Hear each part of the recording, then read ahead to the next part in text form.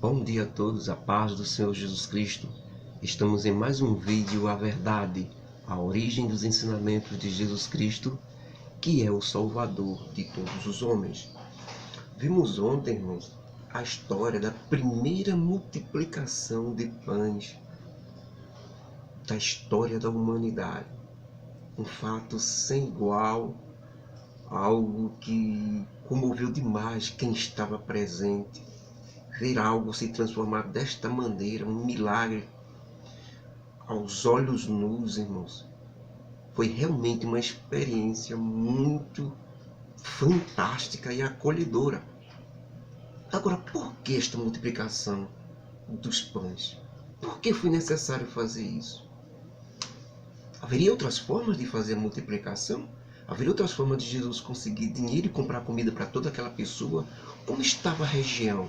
O que causou isso? Uma das coisas que mais se observa nessa primeira multiplicação dos pães, irmãos, é que isso foi um imprevisto que fez com que Jesus Cristo fizesse aquele milagre. Foi a necessidade realmente real que fez Jesus Cristo multiplicar. Não foi para dar a ninguém comida de graça o dia inteiro, não. Não. Aquilo foi um caso muito especial que pode se evidenciar em nossas vidas no dia a dia também. Mas que desta vez seremos nós que temos que utilizar a fé e não o Senhor Jesus Cristo. Nós aprendemos muito com Jesus Cristo. Então, toda aquela multidão ali, para seguir o Senhor Jesus Cristo, fez com que o Senhor tivesse compaixão daquela multidão. Nós vimos isso ontem. O Senhor teve dó. Porque os líderes religiosos, as religiões, é de mal a pior. Você não encontra paz, você não encontra segurança. E Jesus Cristo era essa paz. Jesus Cristo era a segurança. E quanto mais ele ensinava, quanto mais ele curava, quanto mais ele despedia a multidão, mais a multidão chegava. Então ele teve compaixão, porque aquele povo não largava do pé dele, porque eles não tinham para onde ir. Era necessidade tremenda daquele povo de estar nos pés de Jesus Cristo. Eles não estavam nos pés de Jesus Cristo porque Jesus Cristo prometeu a eles dar pão a eles, comida não. Era única e exclusivamente pela palavra. Eles queriam pão do céu, eles queriam ensinamentos, eles queriam saber o caminho, como chegar a Deus. Foi isso que motivou Jesus Cristo. Foi isso que gerou nele a compaixão. Porque eles iam para os religiosos, eram tudo falsos fariseus. Né? Muitos desses que a gente vê hoje mesmo, que a única coisa é o ganho. Na frente é aquela aparência de bondade. Né? Parece ovelha, por trás são verdadeiros lobos. Então eles não encontravam isso nos líderes religiosos, nas religiões. Então eles encontraram essa luz em Jesus Cristo, então não quiseram soltar. E ali, quando Jesus Cristo teve pena da multidão, é como se diz o velho ditado, ele arregaçou as mãos e começou a trabalhar. Começou a fazer com mais força, a curar os enfermos, curar os cegos, ressuscitar mortos, levantar os paralíticos, começar a falar do reino espiritual para os pobres, como ele sempre diz, o evangelho é pregado aos pobres, o reino dos céus é oferecido aos pobres, como Jesus sempre destacou. Nenhum rico quer conversa, porque o rico já tem. O pobre é que quer, porque tem necessidade, não todos, né? Ele tem muitos pobres que tem necessidade, mas não corre para isso, corre para outras coisas. Mas esses daí não. Esses verdadeiros pobres não. Esses verdadeiros pobres sentiam necessidade. Podia até ter que no meio dos pobres houvesse rico material, mas que se sentia pobre em busca do espiritual, que era o pão da vida, que era Jesus Cristo. Pode acontecer? Pode. Apenas achamos que é muito difícil, como Jesus Cristo disse, é muito difícil o rico fazer isso, se considerar pobre em busca do espiritual. Mas pode, não é impossível. Então estava ali, Jesus começou o dia todo, irmão. Pegou o dia pela manhã, pegou a tarde, já a boquinha da noite, já não estava em pleno deserto. E os discípulos dizem, manda que esse povo vá para casa, Senhor, ou vá pelas vilas, pelas aldeias, para eles comprarem comida para comer, que já está tarde, Senhor. Os discípulos disseram a Jesus Cristo. E o que foi que Jesus Cristo disse? Não, vou despedir essa multidão desse jeito não. Eles vão desfalecer pelo meio do caminho. Estamos em pleno deserto. Aí vocês têm que dar de comer a eles. Os discípulos, Jesus Cristo testando os discípulos. Né? Quando Tiago diz, Filipe diz, mas Senhor, nem se a gente tivesse 200 dinheiros, ele podia dar de comer a esse povo, não. Aí Jesus pergunta, e o que é que vocês têm? 7 pães e alguns peixes? 5 pães e alguns peixes? Então Jesus disse, me dê os pães, diga à multidão que em grupo de 50 e de 100 se sentem e aguardem. E os discípulos fazem, né? Obedecem, né? Aí Jesus ora, abençoa o pão e reparte, e eles começam a distribuir por aqueles grupos. Eram quase 5.000 homens, sem contar as mulheres. Então a multidão era muito maior do que 5.000, com apenas 5 pães e 3 peixes. Quanto mais os discípulos tiravam para dar a eles, ia se multiplicando, irmão, de uma forma milagrosa. Os discípulos sentiram e viram isso. Isso tem que ser guardado em nós, porque mais na frente a gente vai ver outra coisa, viu? Os discípulos eram os mais que sentiam esse milagre, porque eram eles que estavam distribuindo para a multidão. E depois disso, o que é que acontece? O que é que os homens veem? O que é que os homens querem fazer com Jesus Cristo depois disso? Esse é o profeta que devia vir. Esse é o Salvador do mundo. Esse é o Rei de Israel. Arrumaram, não sabe de onde ainda, arrumaram uma coroa, tipo uma coroa, e quiseram coroar Jesus Cristo ali. Rei, Senhor. E o que é que Jesus Cristo faz? Exemplo para líderes e pastores. O que é que Jesus Cristo faz? Recebe a coroa?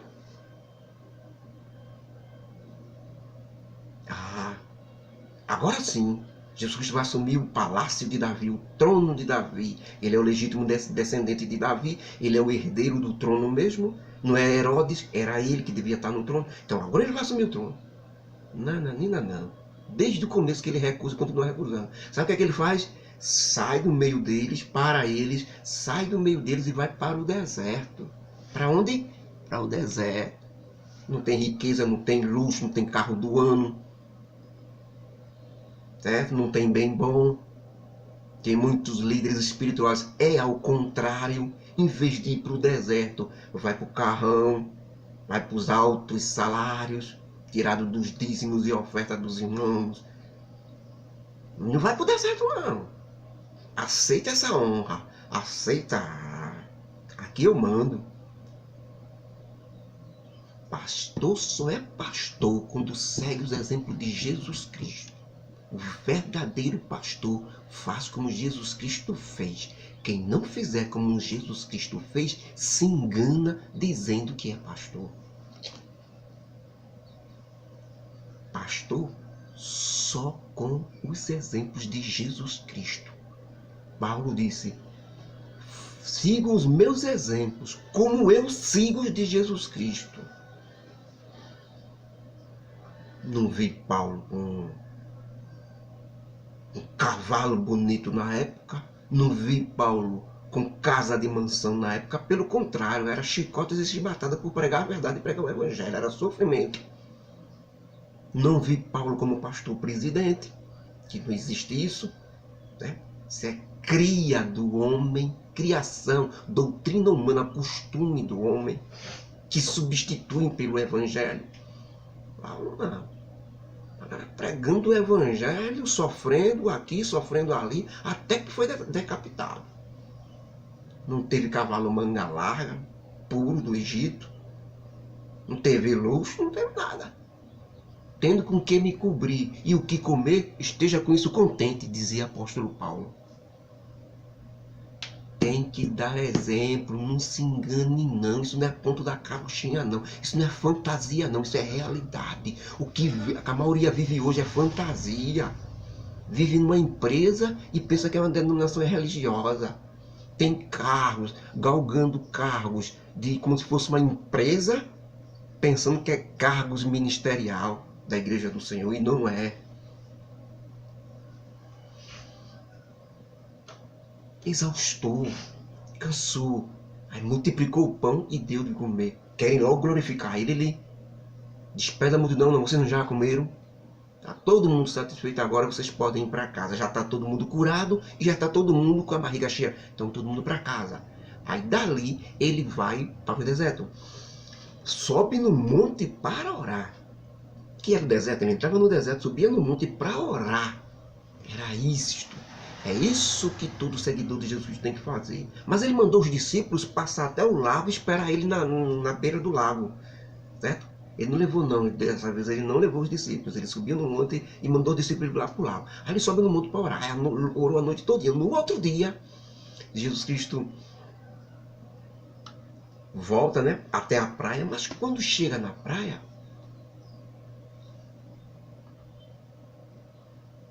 vamos ver direito, pelo extrato direito, como foi que aconteceu.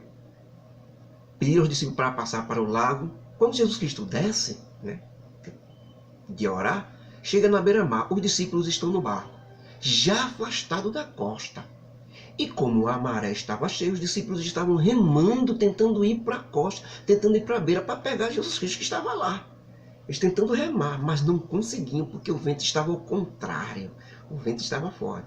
E eles não conseguiram. Como já estava praticamente de noite já, as águas estavam agitadas e tinha muita ventania. Jesus Cristo começou a ir até eles, andando por cima do mar, já que eles não iam conseguir.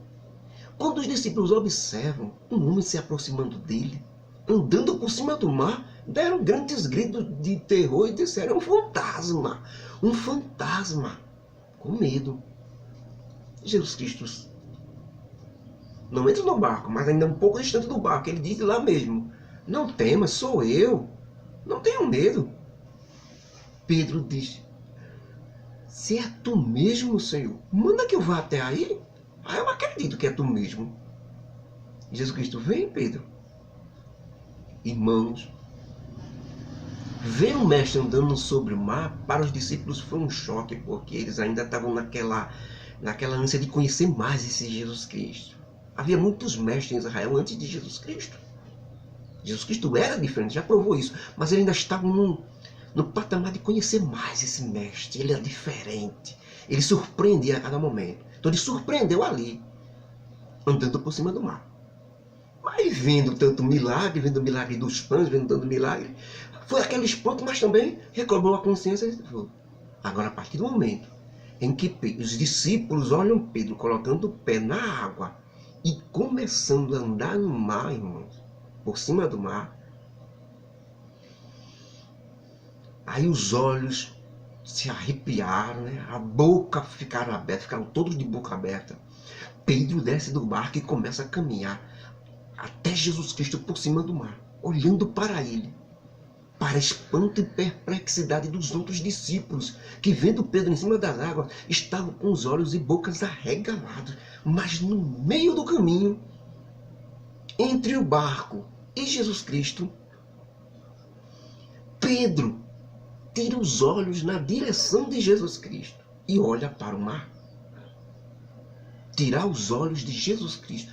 Veja como estava firme e forte ele olhando para Jesus Cristo. Estava caminhando. Você está firme e forte sempre quando está olhando para Jesus Cristo. A partir do momento que você tirar os olhos de Jesus Cristo e olha para o mar, olha para a dificuldade, olha para o problema, olha para aquilo que as suas forças, que você não tem condições de fazer, quando você olha para aquilo, se torna difícil. Você começa a afundar, da mesma forma que está acontecendo com Pedro agora. Quando ele olha para o mar, todos os cantos, ele só vê a água e vê o vento batendo nele, que era contrário o vento, batendo nele, querendo derrubar ele. Oxe, o desespero subiu em Pedro. Quando o desespero sobe, irmãos, ele começa a afundar, porque a fé é pela visão em Cristo. Enquanto está firme olhando para Cristo, que é superior ao problema, superior à sua dificuldade, você está caminhando por cima da tranquilidade. Mesmo a tempestade por todos os cantos esteja bombardeando, mas você está firme, andando e tranquilo. As águas do mar vermelho abertas lá em cima, parece que vai cair em cima de você, parece que vai desatar tudo em cima de você. Mas você está olhando para Jesus Cristo, você está tranquilo. Mas a partir do momento que você tira os olhos de Jesus Cristo e olha para a água que está por cima, capaz de cair em você, o medo bate. Quando o medo bate, a fé diminui. Quando a fé diminui, as águas você já começa a sentir as águas. Pedro começou a afundar. Quando Pedro começa a afundar, ele só olha para as águas, irmãos. Ele só olha para as águas. Ele só vê as águas. As águas tomando: Senhor, socorre-me que eu vou morrer. Ele grita. Os gritos de Pedro é ouvido até pelo pessoal, pelos discípulos que está no barco. E pela expressão que a Bíblia diz, pode ser ouvido muito mais longe os gritos dele de desespero, porque ele ia afundar dentro do mar. Desespero. Não é assim que acontece na hora dos problemas, da dificuldade? Se desespera. Tira os olhos de Jesus Cristo. Já não tem segurança, já não tem paz. Entra em desespero, vai fazer qualquer coisa, tentar resolver a situação. Quando deveria estar olhando para Jesus Cristo e estar em paz. Ficar em paz. Você sabe qual é o único momento em que Pedro para de olhar para a água, para de olhar para o problema, para de olhar para aquela dificuldade ali, para de olhar para aquele desespero. Você sabe quando é que Pedro para com isso? Quando ele sente uma mão pegando nele e levantando. Depois do grito que ele dá, ele sente uma mão levantando. Quando ele sente essa mão levantando ele, aí ele tira os olhos da água, do problema, e olha para quem é. Quem? Jesus Cristo. Aí Jesus Cristo levanta ele até em cima. Aí diz: homem de pouca fé, por que tu duvidaste? Coloca ele dentro do barco e Jesus Cristo entra dentro do barco. Mas vocês imaginam que os discípulos estavam preocupados com a morte de Pedro? Não. Eles estavam de olhos arregalados e olhando direto, sem parar. Era para Jesus, que entrou no barco também. Botou Pedro dentro e olhou para Jesus e entrou no barco. E eles tudo ali olhando para Jesus Cristo, espantado. Sabe o que é que acontece depois disso? Todos eles se ajoelham, colocam o rosto no chão e adoram a Jesus Cristo. Porque isto não é normal.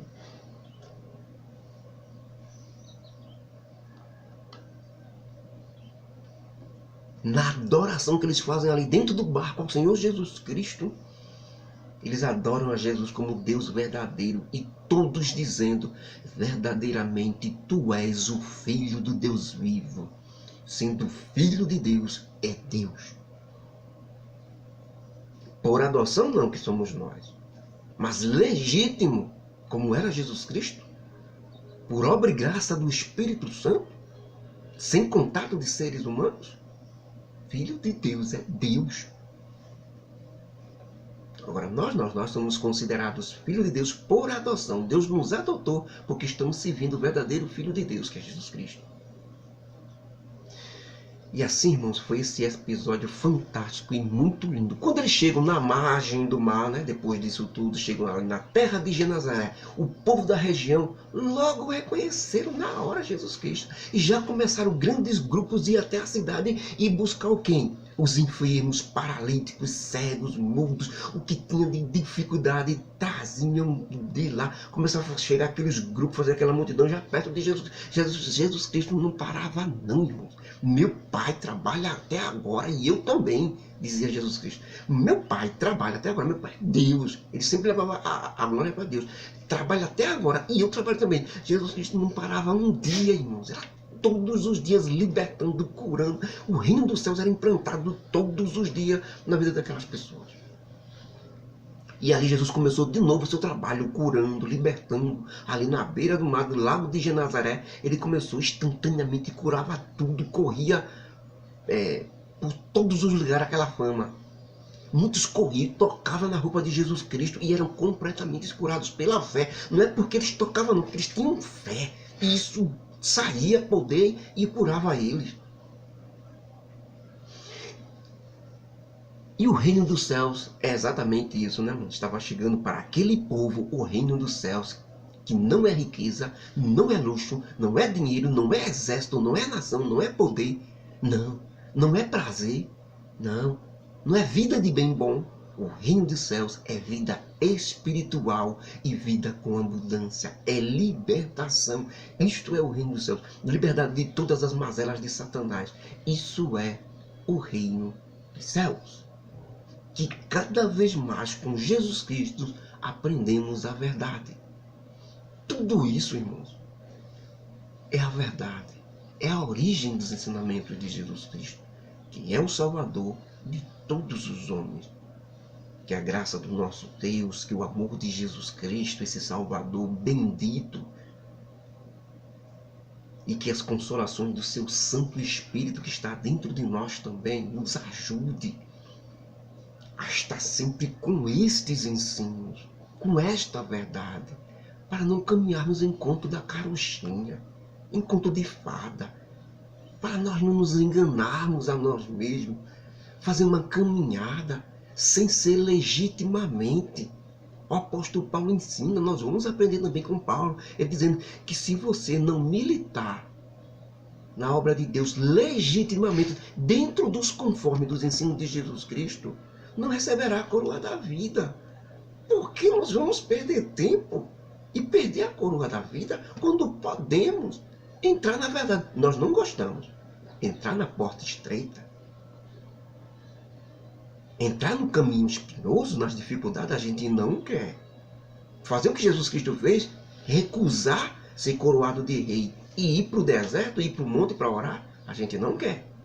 A gente quer um luxo, a gente quer uma vida boa, a gente quer ter as condições, a gente não quer dificuldade. Mas isso é fantasia. Para esse mundo é fantasia. Você viver no luxo e no bem-bom é fantasia. É só aqui. Você não consegue servir a Deus com todos esses prazeres do seu lado. É natural do homem. Isso é realidade, isso é fato. Mesmo que você tenha o bom, mesmo que você tenha o luxo, se considere como se não tivesse e vá em busca da necessidade do espiritual, que é o ensino de Jesus Cristo. O ensino de Jesus Cristo. A doutrina de Jesus Cristo pura. Faça como Jesus Cristo pediu. Eu vou tentar. Vamos tentar? O que foi que ele pediu? Procurai entrar pela porta estreita e pelo caminho apertado. E procurai não entrar pela porta larga e pelo caminho largo. Porque por ser larga a porta e largo o caminho, muitos entrarão por ela, que conduz à perdição. E por ser estreita a porta e apertado o caminho que conduz à vida, à salvação, poucos são que a encontram. Então ele diz, procure entrar no estreito. Que Deus nos abençoe, irmãos, em nome do Senhor Jesus Cristo.